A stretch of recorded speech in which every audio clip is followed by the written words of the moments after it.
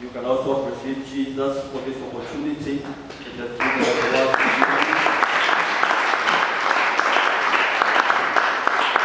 It's by the grace of God that we are back here again today after 7 days. No, I remember we were here on Sunday, and we are trying to focus on faith in the midst of the storm.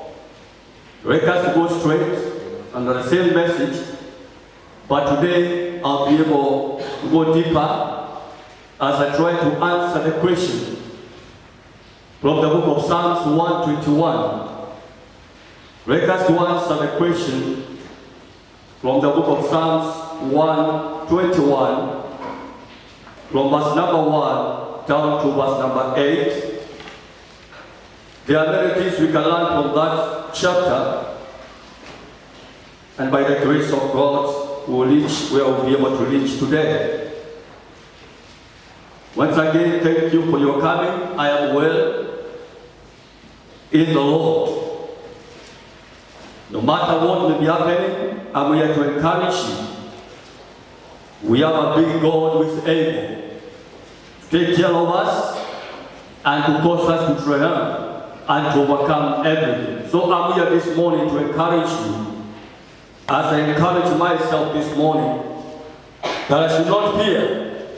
God is there to help me. God is there to help you, and things shall be well. Psalms 121, from verse number 1 down to verse number 8.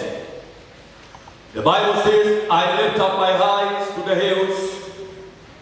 Where does my help come from? My help comes from the Lord, the maker of heaven and earth.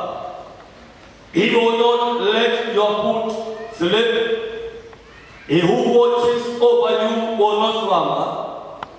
Indeed, he who watches over Israel will never slumber nor sleep. The Lord watches over you. The Lord is your shade at your right hand. The sun will not harm you by day, nor moon by night. The Lord will keep you from all harm. He will watch over your life. The Lord will watch over your coming and your going, both now and forevermore. Amen. I hope somebody can say good amen this morning. Amen. This is a promise that God is giving to his people. Here is addressing the children of Israel, and this word can be applicable to us today in our day-to-day life. When our hearts are troubled, when our minds are asking, where will our help come from? Because when we look at the government, it is not able to take us through the journey. Why? In other countries, we've been having some lockdowns here and there. There are other countries which are more able to supply to their citizens, whereby they can feed their citizens from the one, maybe to the end of the month. But since when this pandemic began, I believe almost 80% have not been financed when they come to the food and many other supplies as far as your life is concerned. But all through, God has been there for you. Hallelujah. All through, God has been there, sustaining you, standing with you, take care of you and your family, and you do so even days to come. Praise the name of the Lord. From where does our help come from? This is a sign that the pilgrims, as we are traveling, maybe during the day, during the night, going to Jerusalem to worship God. The way through to Jerusalem was not good. And we are crying to God as we move around towards the sanctuary of our Lord in Jerusalem. Lord, take care of us. Lord, protect us. Just that our foot may not slip into a pond.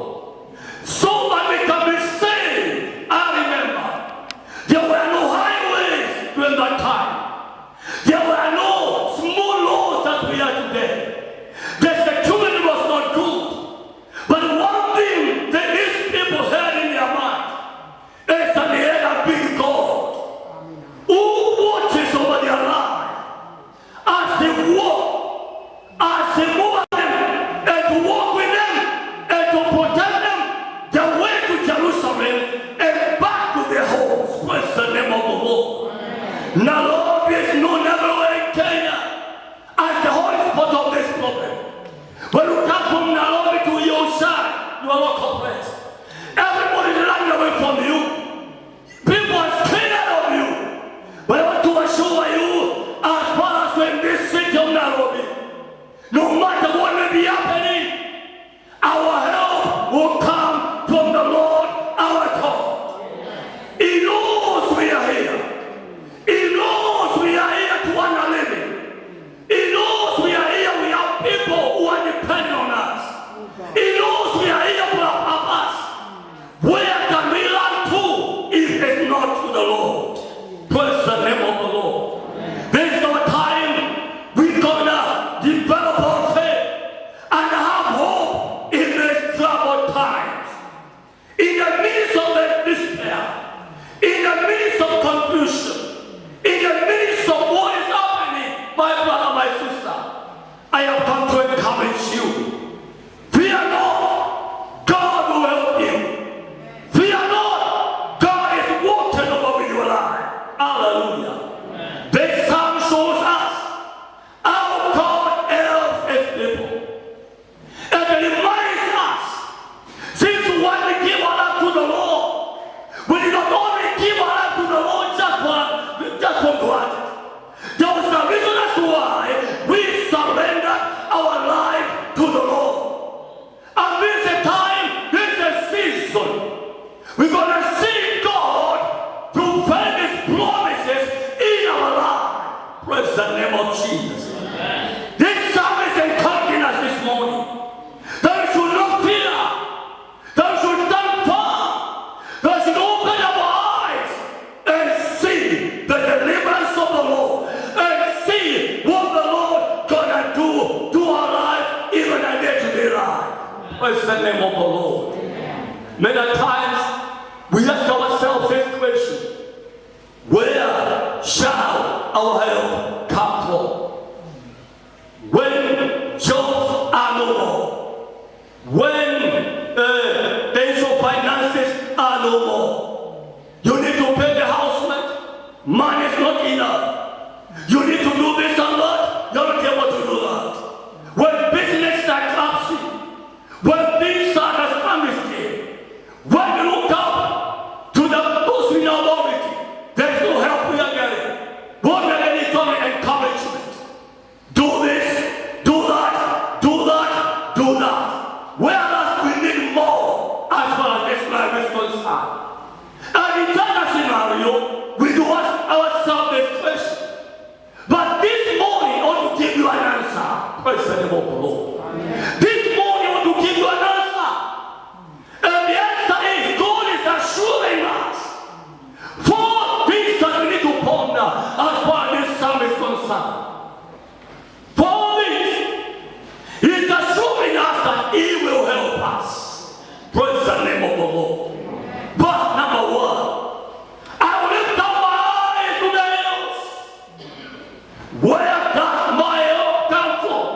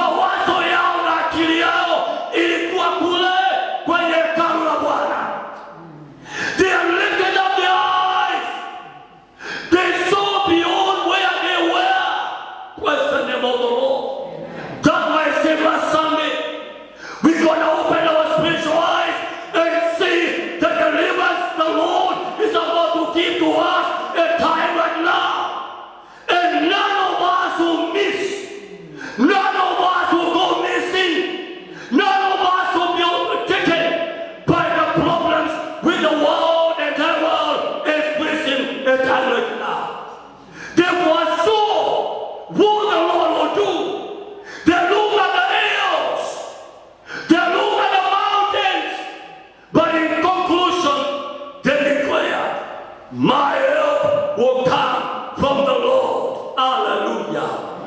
My help will come from the Lord.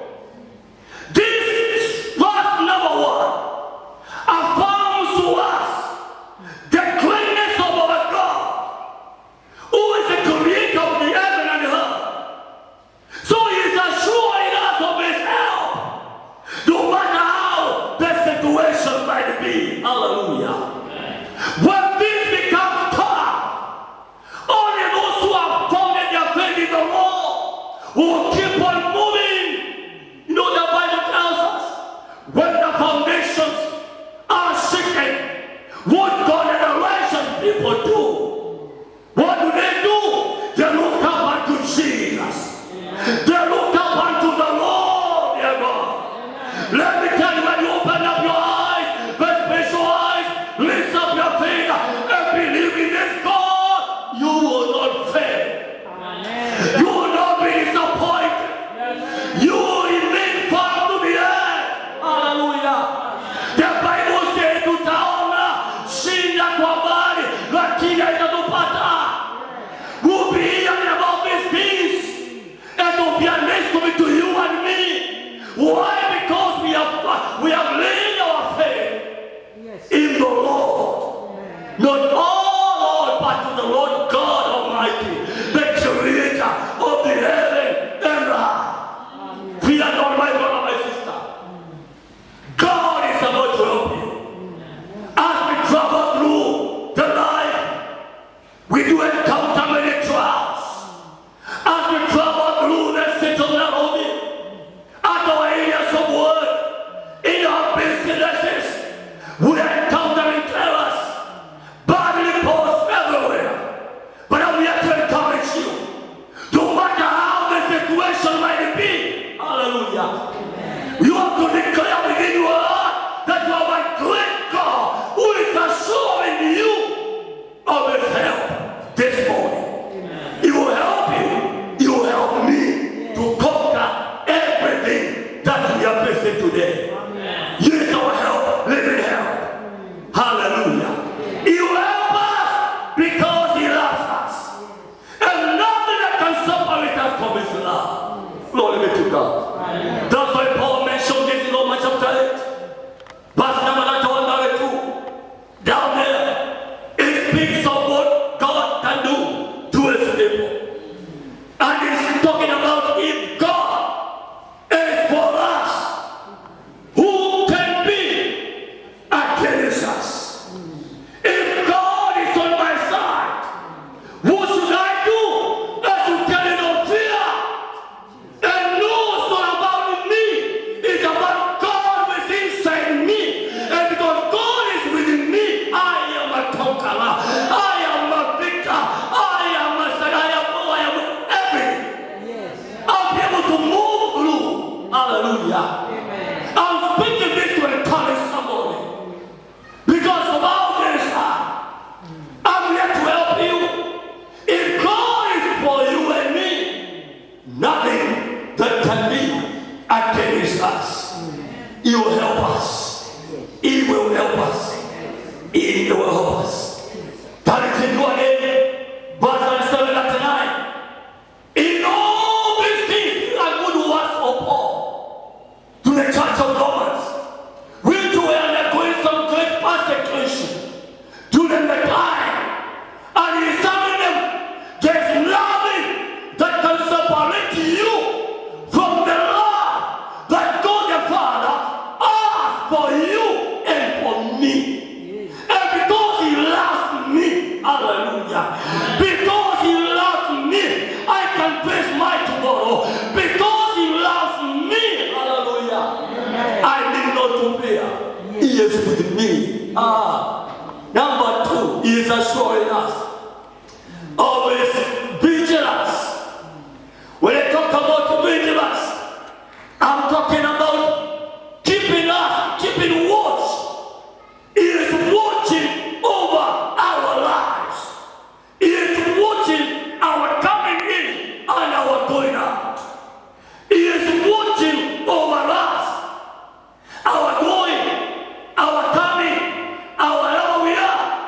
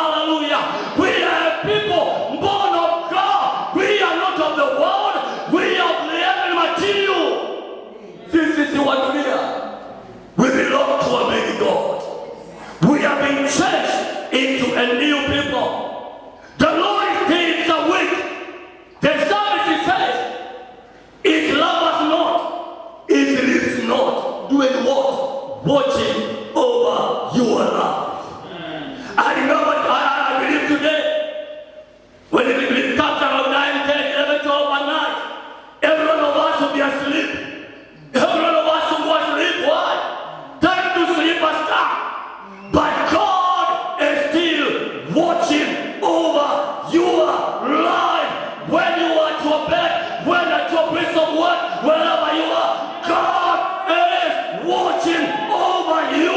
Fear not. God will help you to overcome all these because of a man that you belong to God. Hallelujah. Hallelujah. May the Lord cause you to overcome. May the Lord protect you. May the Lord walk over you. May the Lord strengthen you. May the Lord empower you. May the Lord deliver you from the snares of the devil. May the Lord be with you now and forevermore. Rise up in your feet.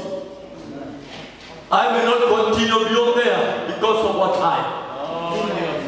But there's that assurance that somebody is watching over your life. You are coming in and you're going out. Yes, sanitize. Yes, wear a mask. Yes, wash your hands. Yes, do everything. But remember this, unless the Lord takes care of you, hallelujah. Unless the Lord be with you, finish up for yourself. Just lift up your hands.